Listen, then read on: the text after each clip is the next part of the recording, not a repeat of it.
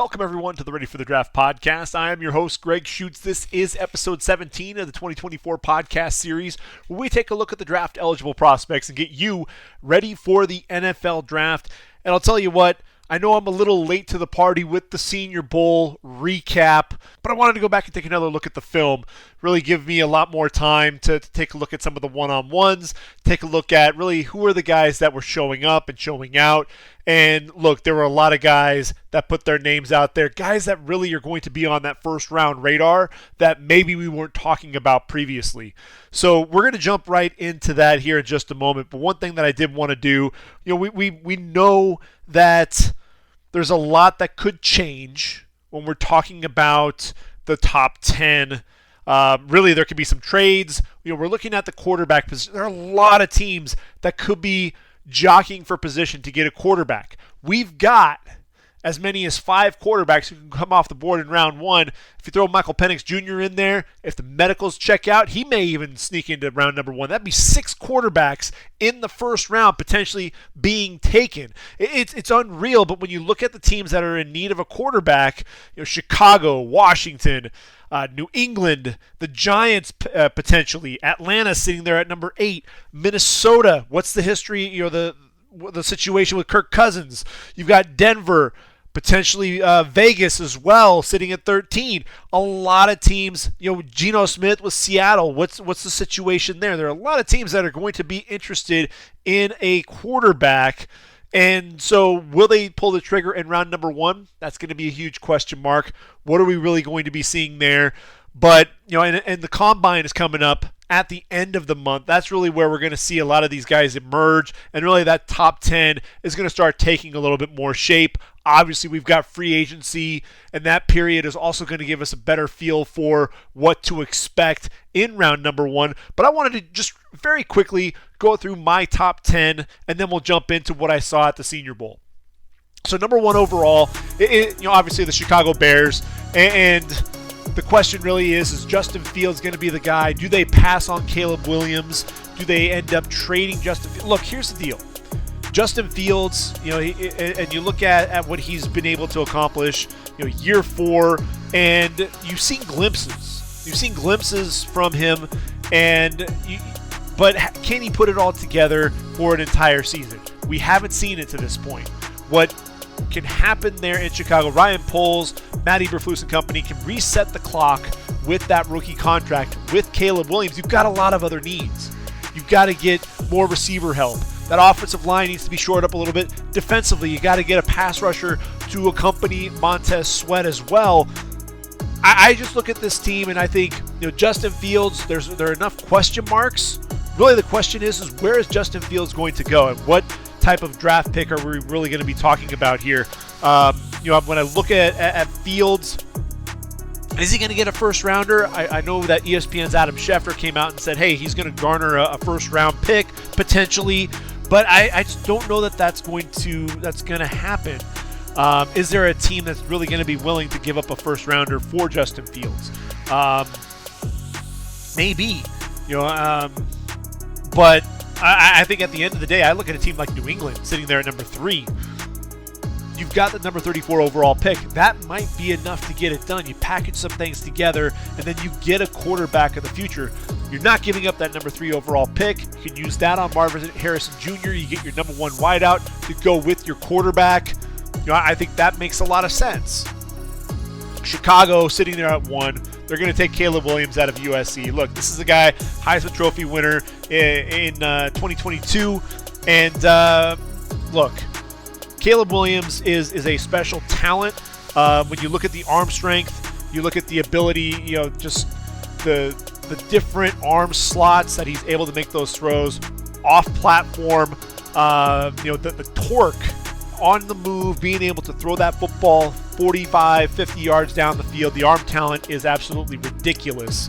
When you watch him play, he breaks the pocket, but he's still got those eyes down the field, and he's looking to make the big play. The problem is he doesn't always take what the defense gives him. You've got a layup. You've got an easy first down. Take it. You don't have to always look to throw the football and push it down the field all the time. I think he also struggles with his accuracy down the field outside the numbers from within the pocket. That's something that I think he needs to shore up as well. But I still think Caleb Williams is going to be the guy there at 1. There are a lot of things that, look, they do remind you of Patrick Mahomes coming out of Texas Tech. Is he Patrick Mahomes right now in the league? No. But look, Patrick Mahomes went number 10 overall, and we weren't talking about Patrick Mahomes in the breadth that we are today. So a lot of people are trying to find all the negatives with Caleb Williams. And yes, there are some things that he definitely needs to work on. Being able to come off of that primary. You see him going through his reads. You see there are a lot of things that I think Caleb Williams is able to fix. Not always wanting to play hero ball. That's going to be really the biggest thing. But look, when you're playing with a defense that USC had, this was a guy who basically put everything on his shoulders. So I don't know that we necessarily saw everything that Caleb Williams could do from within the pocket. So Caleb going number 1 overall. That means Washington sitting there at number 2. Now, the Commanders could take Jayden Daniels. I think that's really a big question mark. Is that, does that make sense? This is a guy that loves to push the football down the field and from within the pocket, mind you. But I still look at it. I think Drake May is the guy. He ran that air raid with Phil Longo there at North Carolina. Phil Longo and Cliff Kingsbury do have a connection there. And so I think Drake May ends up being that guy there for Washington at number 2. I look at New England at number 3. And until you tell me otherwise, I think a lot of people are saying it's going to be Jayden Daniels coming here at number 3 overall. And I wouldn't disagree, except for the fact that I look at Alex Van Pelt. Alex Van Pelt is the offensive coordinator. And, the dual threats that you get with a guy like Jayden Daniels, that just hasn't fit with what Alex Van Pelt is used to, and so I look at that. That doesn't mean he can't tweak his offense around the quarterback, but I look at this and I feel like Justin Fields would be more of an option there with New England. They could also potentially use that number 34 pick to trade back into round 1, potentially go after a guy like Bo Nix later on. I'm looking at number 3 overall, and I ultimately am New England could also trade down. I mean, I'm looking at Atlanta sitting there at number 8. They're a team that definitely needs a quarterback. So I think at number 3, until anything changes, I'm going with Marvin Harrison Jr. There to New England. I know the quarterback situation, you should really stick with the quarterback until proven otherwise. I'm actually going to roll with Marvin Harrison Jr. there at number 3. Number 4 are the Arizona Cardinals, and I think Kyler Murray, look, he petitioned for Paris Johnson Jr., and he got that offensive lineman to protect him. Now I think he's going to go after a number 1 wideout. And the question really is going to be, is it going to be Malik Neighbors? Is it going to be Rome Odunze? And when I look at it, look, I think that Malik Neighbors could be in that same conversation with Jamar Chase, Justin Jefferson. He looks like that same type of wide receiver. The explosiveness, the hands, the ability to make you miss in the open field, the physicality after the run as well. I think Arizona sitting there at number 4. Could Rome Odunze be the guy as well? I think so. But I think ultimately that pick is going to end up being Malik Neighbors. Chargers at 5. This is an interesting pick. Chargers are sitting there, and you've got Jim Harbaugh as the head coach. You need an offensive tackle, potentially. You've got Trey Pipkins sitting there at right tackle. You already have the left tackle in Rashawn Slater. Pipkins, he's owed $10 million. Do you really draft a right tackle like Joe Alt? Joe Alt could easily move over to right tackle. But do you draft Alt with Pipkins there on the roster, who's owed $10 million? Pipkins really is a solid player. I don't know that you necessarily make that move. So then you look at the wide receiver spot. You've got some veterans like Keenan Allen, Mike Williams. What's their history, or really what's their future going to be like with the Bolts, I should say? And if either of them decide they want to leave, maybe both of them end up in a different uniform. You've got Quinton Johnston, but Quinton Johnston is the one wide receiver from last year's draft class in the first round that hasn't made an impact. And that's really the big concern there. So I look at the Chargers. I think there's a good chance you could see Rome Odunze, but it's Jim Harbaugh. Tight ends. Even with J.J. McCarthy this last year, one of his favorite targets was absolutely Colston Loveland. So I look at the Chargers. They need a tight end. Gerald Everett is a free agent. Brock Bowers can do a little bit of everything. He can block, mind you. He's a decent run blocker. You get him on the outside, the mismatches that he creates, his ability to make plays after the catch. I think Bowers goes 5, which means sitting there at number 6 are the New York Giants. The question really is going to be Daniel Jones. Is he still the guy there?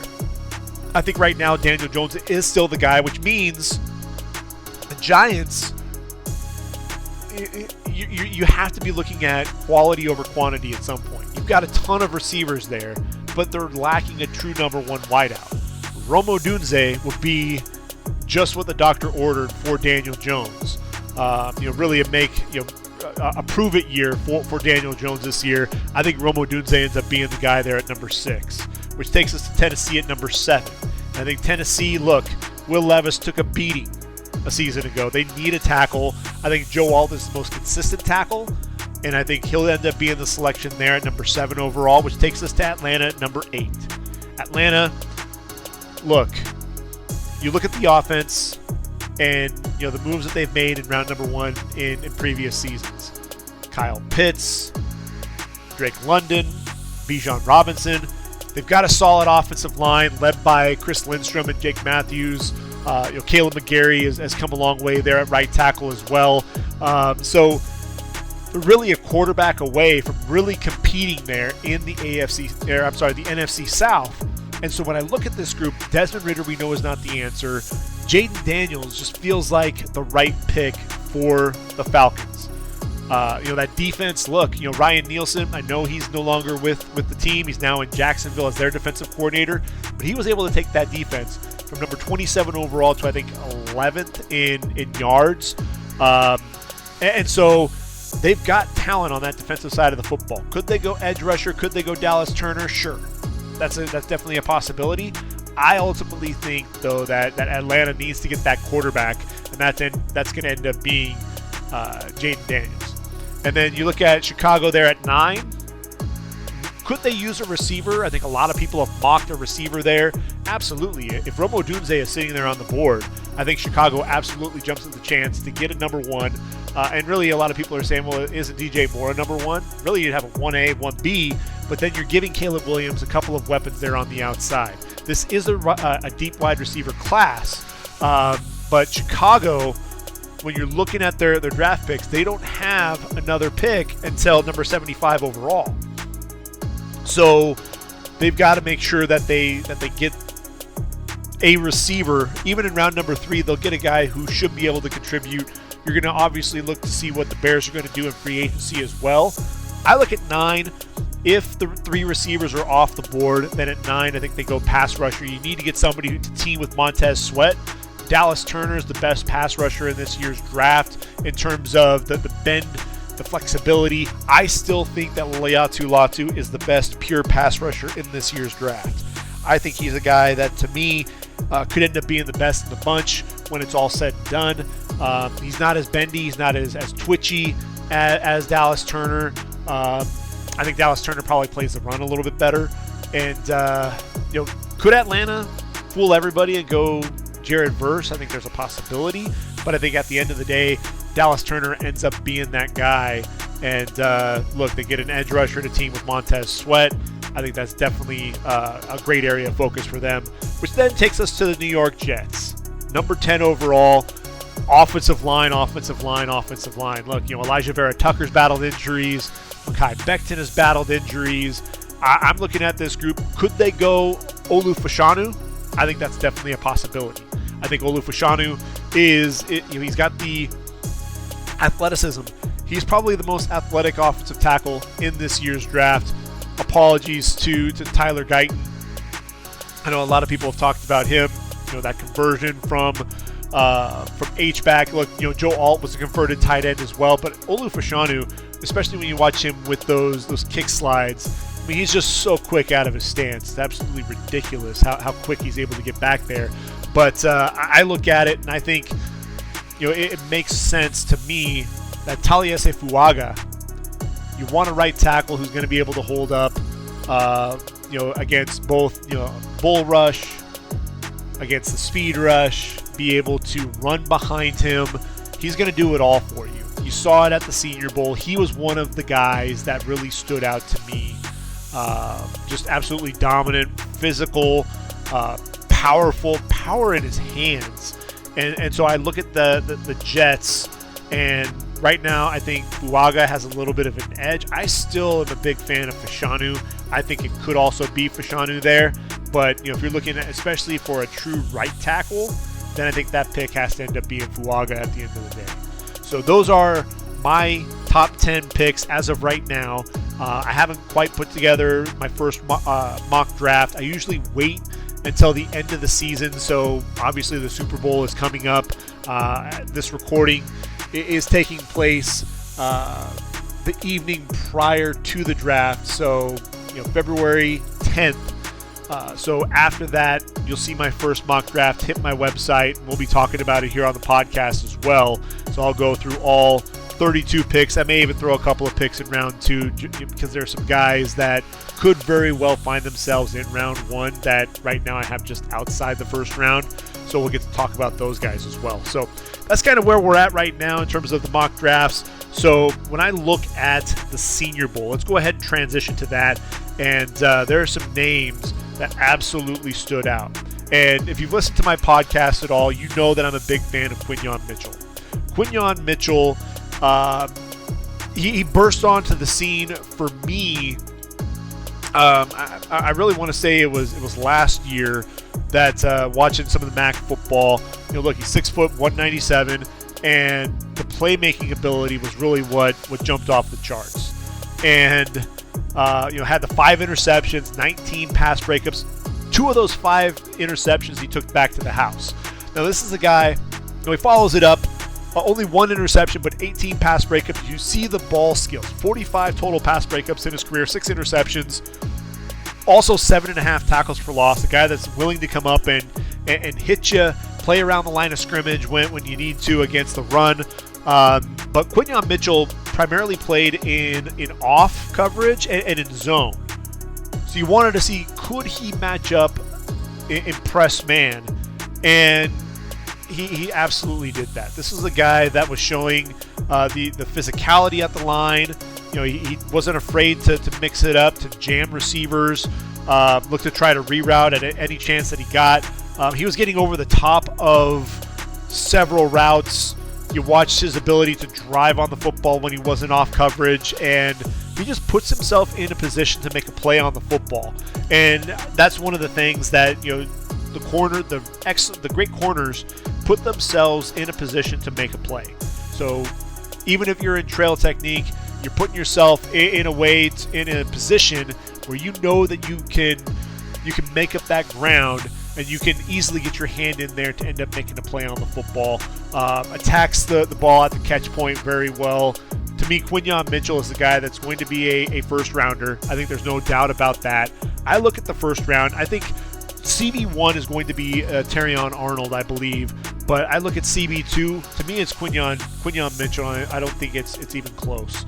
I look at a team like Indianapolis. They could use a corner. I look at Jacksonville at 17. They could use a corner. I think he can go as high as either of those teams. I'm looking at Philly at 22 as a possibility as well. Even the Rams at 19, they need a corner there on the outside. And so I don't see him dropping below the Eagles there at 22. I really don't. I think this is a guy that's definitely helped himself. And just watch what happens with the draft chatter after the combine. I think Quinyon Mitchell's a guy that's just going to continue to see his stock continue to rise. Another absolute standout had to be Darius Robinson, right? Darius Robinson, my Lord, this was a guy that was absolutely, you watch the physicality, but then you also watch the speed. Just so quick off the ball. You watch some of his film going up against Javon Foster, teammate there at Mizzou, and quick jab step to the outside and the arm over. He likes to use the rip move as well, but the handwork and then the explosiveness to get up the field. I watched him against Bo Limmer Wins with quickness up the field as an interior rusher. Tried to work back inside. Limmer was able to ultimately recover, keep him square. But this was a guy that was repeatedly beating guys on the outside, repeatedly beating guys on the inside with quickness, with power. And to me, I look at him, could he be like a strong side end on the first and second downs and then kick inside on third down? There's the versatility there. Could he potentially even play a 5 technique in a 34 defense? I think there's a lot to like about Darius Robinson, and he's a guy to me that's continuing to move up that draft board into not only the round 1 consideration, but you look at different teams in there. I'm looking at Baltimore at number 30. I think it makes a lot of sense there. Even a team like Houston. Houston could also go for potentially Chop Robinson. But I look at Darius Robinson, and you team him with a guy like D'Amico Ryans. D'Amico, when he played with the 49ers, had some bigger defensive ends playing in front of him. I look at Darius Robinson, that could potentially be a fit there as well at number 23 overall. Just a player who's, there's a lot to like there. He was a lot of fun to watch. So definitely a guy that should be on every team's radar. There is no doubt about that. Other guys that definitely impressed. Roman Wilson out of Michigan, a guy that's definitely moved into that second round consideration. The separation on his routes were absolutely ridiculous. Ran this post route. I swear he had like 10 yards of separation. He gets vertical, kind of leans to the outside. Corner has that outside leverage and snaps it back to the inside and just runs away from the DB. Hands catching for days. The stop and start is what was ridiculous. Ran this vertical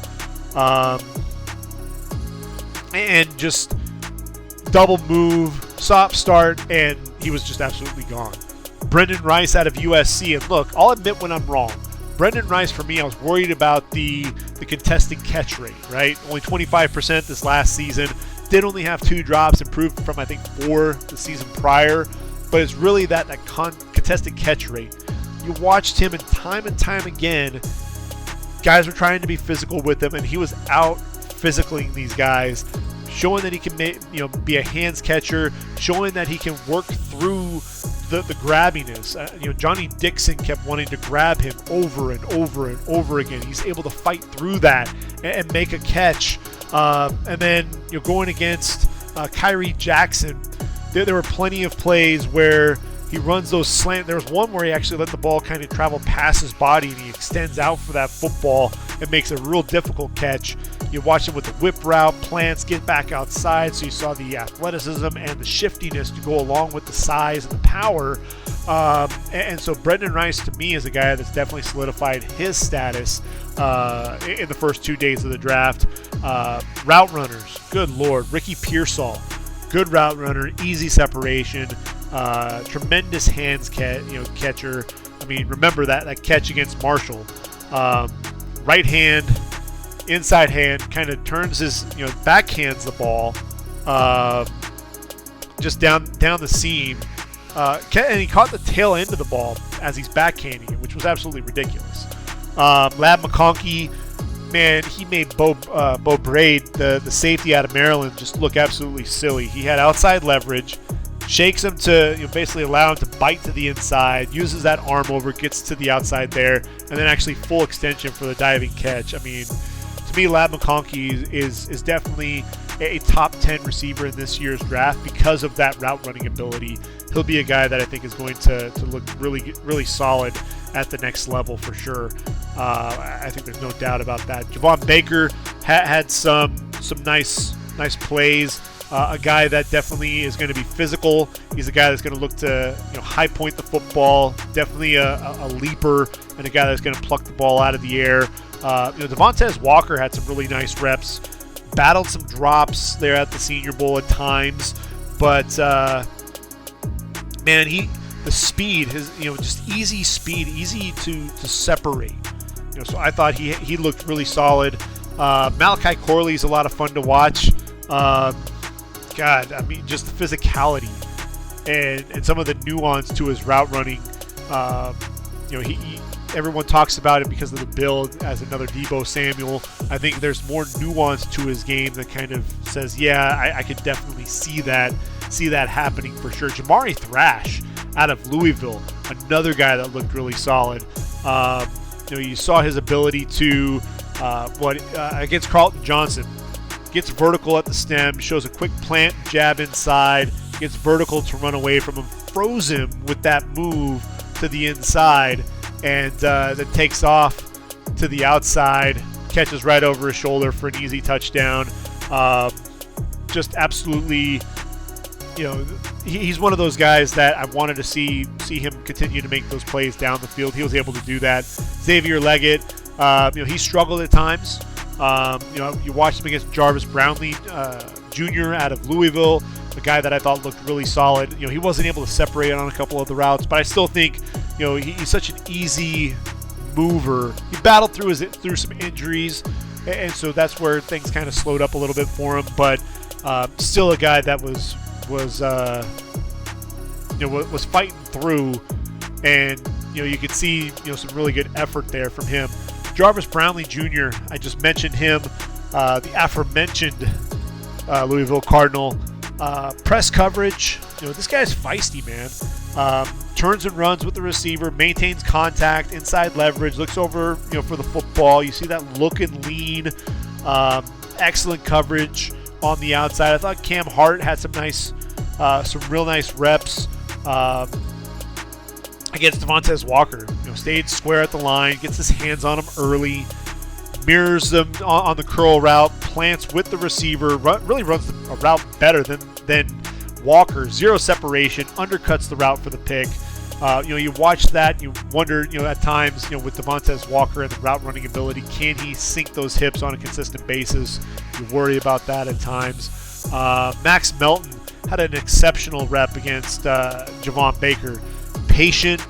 You saw Baker kind of stutter versus off coverage. He stays square to Baker, and he runs a slant, drives on the football, gets to the inside, knocks it away. Just the patience and understanding, in off coverage, that outside leverage of being able to drive on the ball, get there in a hurry, and make a play on the football, I thought was textbook there as well. So those were some of the corners that kind of stood out for me. Quarterbacks, I think they struggled a bit. Bo Nix, Michael Penix Jr. ultimately stepped up. You saw Bo Nix, sliding, buying time, throwing on the move a little bit. You saw the timing as well on a lot of his routes. There was a blitz off the edge by Latu as a free rusher. You saw him understand where to go with the football. Hot route to the tight end, Theo Johnson in the flat. Michael Penix Jr., he struggled at times. You can absolutely see the arm strength, which is there for sure. But the ball was out late at times. Again, he needs to work on touch. I think that's something that definitely stood out to me. I mentioned Theo Johnson in terms of the tight ends. He was probably the best tight end there. A guy that was just he was winning with his routes. Went up against Josh Proctor, gets to the top of his routes, after widening off the line of scrimmage. Gets to the top of the route, comes back to the inside, easy catch there. Against Sione Vaki, stutter, wiggle at the top of his route, arm over versus Vaki, gets to the inside, makes an easy catch for a touchdown. Able to separate from Kitano Ladap. I mean, really, none of the safeties were able to stay with Theo Johnson. That was something that I think was definitely impressive. Ben Sinnott, there was a really nice rep on an out route. Got a good push there at the top of his route. Ends up breaking out. Lost his balance a little bit. Was still able to haul in the catch, maintain it to the ground.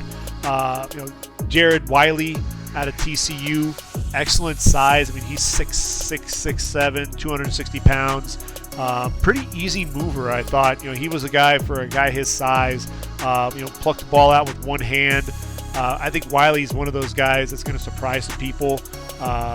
You look at the size and you worry, can he move? Oh yeah, this dude can move just fine. He can definitely sink his hips a little bit. He's also a decent blocker. He's going to be one of the better tight ends in this draft. Marshawn Lloyd at the running back position, I thought looked exceptional as a route runner, as a receiver. Had an excellent release against J.D. Bertrand. Stutter, widens the route to the outside, beats him deep, tracked it well over his shoulder. Quick feet on the whip route. Went up against Peyton Wilson in the red zone. Outside release, kept Wilson widened. Snaps it to the outside to separate from him and drive it to the pylon, just drop the football. I think that's really the biggest concern with Lloyd, is making sure he can haul that football in. One guy who has no problem hauling in the football is Dylan Laube out of New Hampshire. He showed that he belongs. 47 touchdowns, an FCS All-American. This dude, you watched him against Cam Hart in the slot, and kind of had this foot drag, head fake inside, works back outside, runs that out route, makes the catch there for a 14-yard gain, goes out at the 1. Is he a slot receiver? Is he a running back? I think he's kind of one of those guys that you can plug in a lot of different roles. Danny Woodhead is really the comparison that he's getting, in a lot of respects, because, a guy that's coming out of an FCS program, and kind of a smaller guy. That's ultimately where that comparison is going. And I think it makes a lot of sense.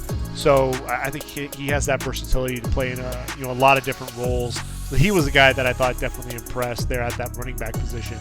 Now the offensive tackles, I mentioned Taliese Fuaga. Look, he went up against Laiatu Latu and was patient, quick out of his stance, the lateral agility to beat him inside, gets his hands on him early, leans into him, squats down, and then basically that torque to just turn and dump him. Always stayed square. That was the thing that was absolutely ridiculous. Just so easy with this movement laterally, whether it's going inside, outside, mirroring guys, able to stay square as they run the arc and take them away from the quarterback. I thought that was something that definitely stood out.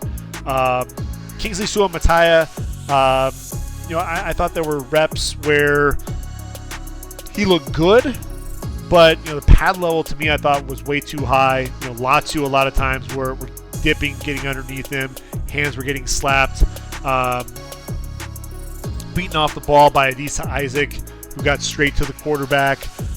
So I thought, Mataia, look, is he a guy that's going to end up coming off the board in round number 1? I don't see enough there. I think there's the athleticism. He could be physical in the running game. I still think that he's more of a project for me. I think he's a guy that ultimately should come off the board in round 2. I thought Christian Jones out of Texas looked very strong at the point of attack. Wide base, good kick slide. When the ends tried to work back inside, he was able to stay square, able to overpower them. The power was something that I think definitely was on display there with Christian Jones. He still struggles at times with those edge rushers coming off the edge. We saw that in the college football playoff. Braylon Trice went against him. He struggled at times with that quickness coming off the football. But I think Christian Jones was a guy that definitely impressed, definitely showed, hey, he does have that lateral agility. Javon Foster, there was a play against Justin Aboigbe, just so strong with his hands. Latches onto him. He tries to win with an arm over, never lets go of him, basically keeps him square. The grip strength is absolutely ridiculous with Javon Foster. He's not the quickest with this kick slide. That's not really his jam. His game is all about the strength, the power, the leverage. That's really where you're going to see him win, and I think that was really on display there at the Senior Bowl. Really what you saw in the film was what you got there at the Senior Bowl. Roger Rosengarten, I've been a big fan of his. The pad level gets too high at times. He went against Marshawn Nealand, good kick slide, but was late with his hands, allowed him to kind of dip underneath that pad level and turn the corner. But look, you got him in the 11-on-11, and this physical down block on the D tackle to secure the backside, allowing Dylan Laube to bounce his run back to the outside, in that direction. Able to kick Brandon Dorless on the outside on a run play as well. You see the athleticism. He struggled. Look, against Michigan, he struggled with speed. He was definitely having a hard time there against both Braden McGregor and Jalen Harrell, but I still think Roger Rosengarten has that starter potential there at that right tackle position. He'll be a nice get for anybody looking for a guy like him at that right tackle position on day 3. Tyler Guyton, I kind of buried the lead. Tyler Guyton was a guy that you saw the athleticism, you saw the ease with the movement, the athleticism. He was the guy that was continually keeping guys square. I did see one rep against Nelson Caesar that bothered me. He only overstepped back to the outside, was caught lunging, and Caesar made this really nice spin move back to the inside to win the rep. But ultimately, Guyton, the power in his hands, you saw that. You saw the athleticism on display. He's a guy that I think has definitely solidified his status as a top 25 pick.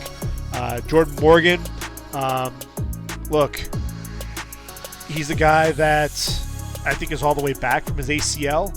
Is he a tackler? Is he a guard? Is a question mark. He was driven into the backfield by Austin Booker, just right into Sam Hartman. So that's something that I think is definitely going to be watched. Is his ability to anchor, and some of the quickness, some of the lateral agility at times. At the center position, I think it was all about JPJ, Jackson Powers Johnson. Dominant. I think that's really the one word that describes what he was able to accomplish there.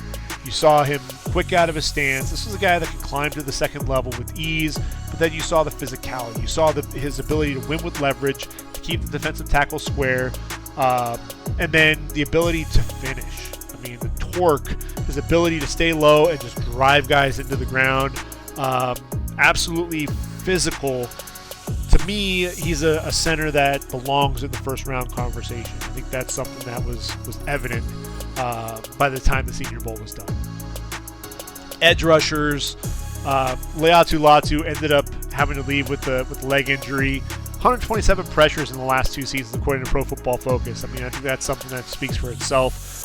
But you watched, he starts outside, slapping an arm over to easily beat Suamatea to the outside, to the inside. Speed rush off the edge, again, slap and rip, bends underneath, all speed. That was something that you wanted to see a little bit more control from him, set a little bit firmer edge and not allow Suamatea to kind of knock him off of his route a little bit. He still beat him, but it wasn't nearly as clean. But there's another rep against poor Kingsley again. Showed outside, quick stutter, cross the face with an arm over to beat him back to the inside. Beat that that inside hand. I'm sorry, it was the right hand. Inside hand trying to get in on his hip, and he just ran right by it. Adisa Isaac showing the tremendous burst coming off the edge. I saw a push-pull against Ladarius Henderson, and then a rip move. Easily got by him to get to the quarterback. Speed rushes. Again, that speed rush against Suamatea just left him grasping for air. I thought that was definitely impressive. Austin Booker was another guy. Look, he had the 1 year there at Kansas after, Minnesota, I want to say. And redshirt sophomore. But, man, that bull rush that I mentioned earlier, got leverage on Jordan Morgan, the power to drive him right back into the quarterback.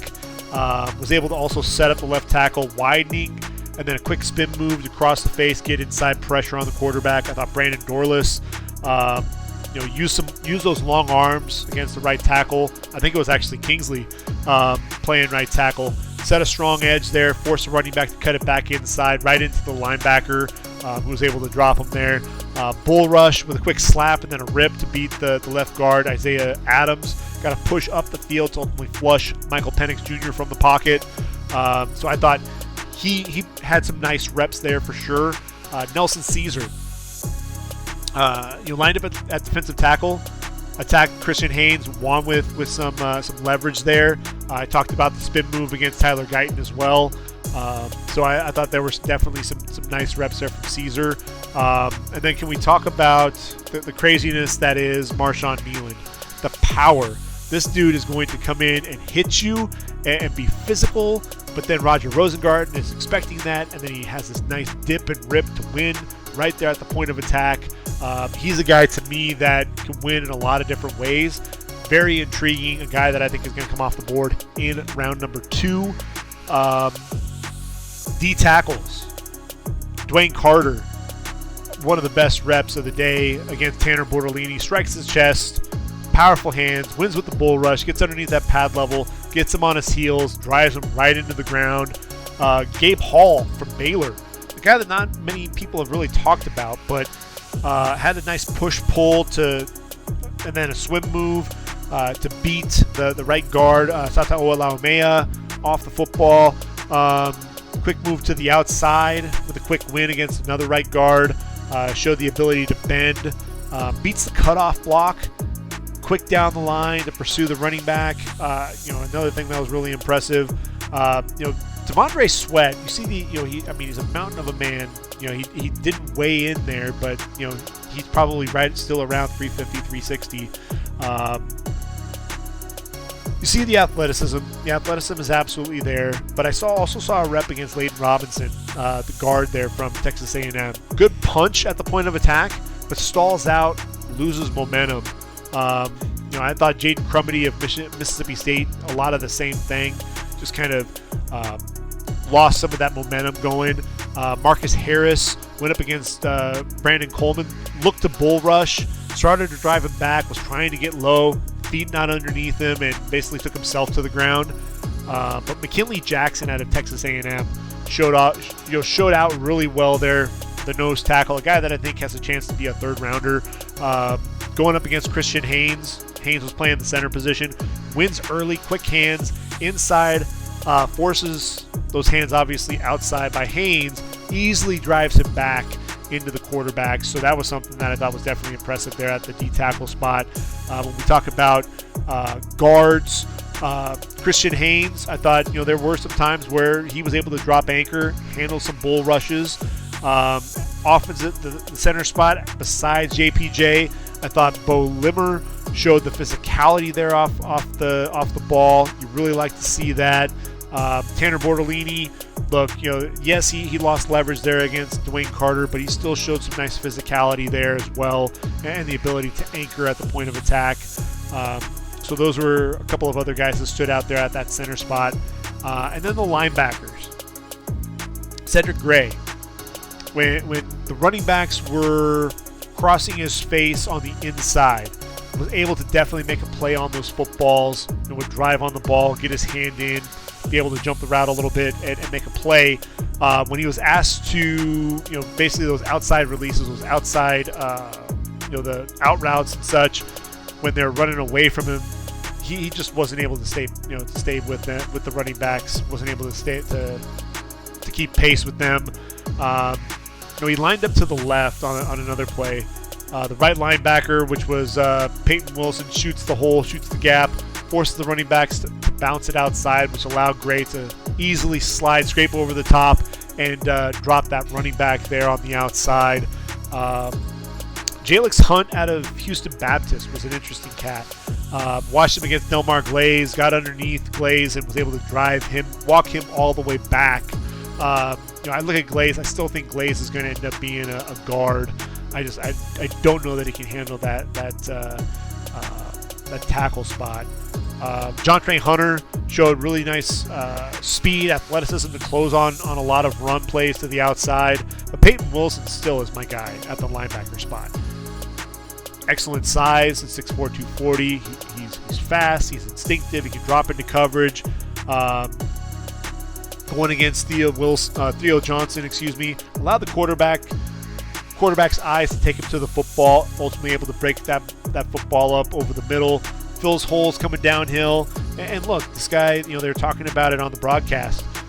Excellent lacrosse player. An elite wrestler as well. Was a 2017 North Carolina State High School Wrestling champ. Peyton Wilson, to me, if it hadn't been for all the injury talk, we'd be talking about him as a potential first rounder, just like Jack Campbell ended up being number 18 overall going off there to the Lions. I thought Malik Mustafa had a couple of nice reps there from Wake Forest going up against Jaquan Jackson, who had a nice day. I think Jaquan Jackson's looking at it as a day 3 slot receiver. But Mustafa, look, he tried to, Jackson tried to run this return route from the slot. Patient on the route, back pedals, hits the brake to mirror the wide receiver, plants 2 yards off the receiver, cuts, as he's cutting it back to the outside, drives on the route, undercuts it, gets a hand in to break up the pass. You could tell that Sione Vaki still trying to learn that safety spot because he started out as that running back. He could be a power runner, and you saw his ability to run routes, but was burned time and time again trying to cover those tight ends. I thought Cole Bishop did a good job staying with the tight ends. Just needs to do a better job of locating the football to potentially make a play on the ball. Evan Williams of Oregon against Brevin Spanford. There's an out and up in the red zone, able to stay with the tight end, attacks the ball at the catch point, ultimately breaks up the play. So those were some of the standouts that I saw at the Senior Bowl. When I talk about guys that first round quality guys, obviously those quarterbacks, they struggled a little bit. That's why I think there is a drop off between the first three and then the next set of quarterbacks. I think Bo Nix and Michael Penix Jr., they redeemed themselves on day number 3. J.J. McCarthy's definitely closing the gap though, because it's one of those things to where people are going in, they're studying more film on J.J. McCarthy. I need to do more of the same. He has the potential because you see the flashes, but the consistency is really the main thing with J.J. McCarthy more than anything else. He makes really good decisions, but handling pressure. I've watched, there are a couple of clips where he did a pretty good job manipulating the pocket, but as he gets outside trying to vacate the pocket, I look at all 3 of those quarterbacks, and I think that's what separates that top tier from that second group of quarterbacks. But the guys that outside of that quarterback position that I look at as potential first rounders, I think Devontae Walker has a chance because of that speed. I think ultimately he belongs in round 2. I think Xavier Legette has a chance to be a first round wide receiver potentially there to the Chiefs, kind of in that range. I think guys like Malachi Corley showcased his ability to be a day 2 pick. Same with Roman Wilson. I don't think Wilson's going to end up creeping into round 1, but Brendan Rice day 2. Javon Baker I think would probably be an early day 3 candidate right now. Theo Johnson has definitely improved his draft stock. I think he'll go on day 2. But Taliese Fuaga, to me, he's looking more and more like a potential top 10 pick, in my estimation. Tyler Guyton, another guy that's going to come off the board in round 1, that's for sure. I think Patrick Paul is somebody that's interesting. Kingsley Suamatia, a couple of guys that are going to come off the board in round number 2. Roger Rosengarten has a chance to be around 3, round 4, somewhere around there. JPJ, first rounder in my book. Good Lord. Just absolutely dominant. I still think Leatu Latu is a first rounder. You saw he was still the class of the edge rushers. I think Marshawn Nealon's going to be a second rounder. Adisa Isaac will be a day 2 pick as well. Darius Robinson definitely moved into the first round conversation. Brandon Dorless will be a day 2 pick for sure. I think Austin Booker, intriguing enough to get a flyer there on day number 2. T'Vondre Sweat, I don't think it's going to be a first rounder. I think he'll end up being early second, but we'll see what he does in terms of the times. Peyton Wilson's a second rounder, although, again, the injuries, depending on what the medicals check out, he could potentially fall further. But man, whoever gets him, they're getting an absolute stud. At the cornerback spot, we know Quinyon Mitchell is going to be a first rounder. I think there's no question about that. He's my CB2 right now. Jarvis Brownlee is definitely an interesting dude now. Day 2 candidate for sure. Kalen King was up and down. He was allowing some free releases to Devontae Walker. He allowed a free release on one play to the outside, whiffed on a jam on another play. But then there was, he showed some other flashes that made you turn your head and go, "Oh, that's interesting." Is he a day 2 guy? He'll probably be a day 2. Carlton Johnson will be a guy on day 3 that's going to be an interesting cat, though. You saw really nice ball skills, his ability to close on the ball and make a play. Max Melton, I think, could end up being a day 2 pick. Saw a lot to like there. Kyrie Jackson out of Oregon, tremendous length for the position. I didn't mention him, but Javon Bullard there at the safety, probably the class of the safety group with his ability to cover at that safety position. But I look at the safety spot, and Cooper DeJean, is he a corner? Is he a safety? He's a good football player. He'll be a first rounder. After that, I think maybe Kinchins. He's probably he's a round 2 guy. I think Tyler Newman's going to be a round 2 guy. But there aren't a ton of safeties to get too excited about in the first 2 rounds of the draft, or first 2 days of the draft. I think Kalen Bullock out of USC, you're looking for those guys who can be exceptional as center fielders. Bullock will end up being that guy, but looking at the safeties that were at the Senior Bowl, there weren't a ton of guys that really jumped out. I thought Evan Williams helped himself. I thought Cole Bishop helped himself in coverage. So there were some guys that did help themselves. I thought Tyke Smith as well put together some solid reps. So definitely some guys that helped their draft stock overall at the Senior Bowl. What we're going to have next up is going to be the Combine. Combine is going to be held really at the end of February and beginning of March. And, again, over 300 players that'll be invited. We're going to take a look at the list. We're going to talk about everybody who gets that invite. So it'll be over the course of a couple of podcasts, but we'll be talking about who we should be watching out for. Who are the guys that, are basically you're just going to be checking off the list, from an athleticism standpoint, from a power standpoint. Who are the guys that, need to have a big day there? Who are we expecting to get a big day out of? Guys like Quinyon Mitchell, who's running in that 4.3 range. You look at a guy like J.J. McCarthy. A lot of people think he may run in that 4.5. I heard somebody even saying a 4.4. That athleticism is something that, if he can separate himself from guys like Bo Nix, Michael Penix Jr. with that athleticism, then he really starts creeping up draft boards. If I'm Denver sitting there at number 12 and I'm Sean Payton, and clearly they're moving on from Russell Wilson. Speaking of, if teams are looking for a quarterback, maybe they get on the phone, they talk to Denver about potentially getting a guy like Russell Wilson on the roster. It probably won't happen this year, but I think Russell Wilson's days in Denver are numbered. And so I look at it, and they're going to need a quarterback. Could they go after Justin Fields? Could they go after a guy like Kirk Cousins? Are there other quarterbacks that they could potentially go after? I think that's possible. But I look at Sean Payton and J.J. McCarthy, and it just feels like that makes way too much sense.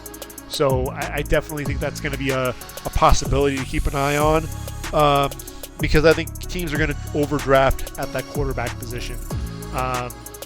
Even you look at the draft where Kenny Pickett was the only quarterback coming off the board in round 1. The question really there was, is there a quarterback that truly is a first-round pick? Kenny Pickett played well in college, but was he going to be a top-flight quarterback at the next level? I think there were definitely the question marks were there. But Pittsburgh, I think, felt pressured to get a quarterback, and ultimately they ended up reaching a little bit there with Kenny Pickett. So could we see that again this year with all the teams that are looking for a quarterback? Absolutely. It wouldn't surprise me if we see 6 quarterbacks come off the board in round 1. At the same time, though, think about last year's draft. Think about the quarterbacks that were there. Obviously, the hype around this year is much better than last year's draft. And I think this is probably why we didn't see as many quarterbacks taken that high. But you saw the 3 quarterbacks go off the board in round 1. Bryce Young, C.J. Stroud, Anthony Richardson. And then round 2 was where you saw Will Levis come off the board. Could we see anything like that? It's always a possibility. I think you've got that drop-off after the top 3. Could we see any of those quarterbacks fall to round 2? I think right now, Penix Jr., because of the injuries, that's where it's most likely. But is J.J. McCarthy going to fall out of round 1? Probably not. I just... Michigan was so built about the run. You think about Jim Harbaugh, quarterbacks, and J.J. McCarthy, the athleticism. There were plays that he was making out there. He just wasn't asked to do it a ton. Can he do it? Can he do it at the next level? That's going to be the biggest question mark. It's more of a projection than anything else. If he gets in with a quarterback coach like Sean Payton, quarterback guru, then I think he stands a much better chance of succeeding. Bo Nix, I think it's going to depend on the offense there as well. But I think there's a good chance that we'd see Bo Nix come off the board in round 1. He understands where to go with the football. He understands his physical limitations. He doesn't have a huge arm. He's got a good arm. His accuracy on the move, I think he struggles at times there. But look, the other thing that you have to consider is Bo Nix, Michael Penix Jr., they're 6-year seniors. They're older quarterbacks than some of these other guys. That's why J.J. McCarthy could be a lot more appealing. When he was asked to make a play, he made the right decision. And so that's where I'm kind of almost talking myself into potentially moving J.J. McCarthy back up, because there are a lot of things to like with his game. It's just how consistent can he really be? And that's really what I'm wrestling with right now. And really, in the playoffs, I didn't see enough from him to absolutely say, you know what, here's a guy that is going to be a stud. Absolutely, no doubt about it. I don't see enough there from him to definitively feel confident in saying that. That said, because he has those traits, because there's that potential, the right team could end up taking him. It's the same thing with Patrick Mahomes. You look at a guy like Patrick Mahomes, and that year, a lot of coaches were taking their offense and trying to take the quarterback and mold them to fit their offense. Andy Reid was different. He really tweaked his offense to fit the skill set of his quarterback, Patrick Mahomes. Not every team was doing that. Not every team will be willing to do that. And so that's really what the difference is. And I think when you look at a guy like J.J. McCarthy, it's going to come down to the right fit. That's bottom line. And a lot of times that's really the way it's going to be for any quarterback. Bryce Young, Carolina, C.J. Stroud steps in there in Houston. Much different outcomes based on the different situations. Like, you can really do that every year looking at all the quarterback spots. You look at a guy like Baker Mayfield going to Cleveland, really kind of got a raw deal there. Sam Darnold going to the Jets, we know what happened there. And then you've got Josh Allen and the situation that he fell into there with the Bills, right? And then after him, you have Josh Rosen. Things didn't work out there. But then Lamar Jackson going to the Ravens. I mean, good Lord, you want to talk about the right fit. You think, when we are in this same position next year, which quarterbacks are we talking about making that leap? Is Caleb Williams going to have enough around him? Is Ryan Poles going to put enough around him to allow him to succeed? Or are we going to be talking about the marriage of Drake May and Cliff Kingsbury really taking off there in Washington? Kind of like we saw Sam Howell take some strides, but then all those interceptions caught up with him. What's going to happen there? And then Jaden Daniels, he's got a lot around him there in Atlanta. If that ultimately comes to fruition, man, he's got the weapons. You think about a guy like Josh Allen when he fell to the Bills. There were the weapons, and then he ends up having a great career there in Buffalo. Same thing could potentially happen there with Jaden Daniels. So it obviously is going to depend a lot on where these guys come off the board and the teams and the personnel that's placed around them.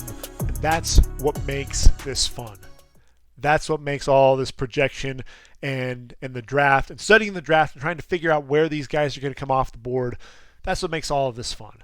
And that's why I continue to do this year after year, because I just enjoy doing this. I've done it for a number of years. I started when I was in school. And I've been putting together mock drafts each and every year after that, trying to study the draft, take a look at where guys are coming off the board, trying to figure out the right fits for the right personnel. And I just enjoy doing it. I hope you've enjoyed listening to me as I've started breaking some of this stuff down. We'll continue to do that. And really as we start getting closer and closer to the draft, we'll have podcasts out each and every week, sometimes even multiple times a week. It's going to be a long ride to that draft there at the end of April, but it's going to be a fun ride, and I hope you will take that ride with me. So until next time, everyone, for ReadyForTheDraft.com, this has been the Ready for the Draft podcast. I've been your host, Gregg Schutze. Take care, everyone. Enjoy your time. Get ready for the Combine in a couple of weeks, and until next time, I'm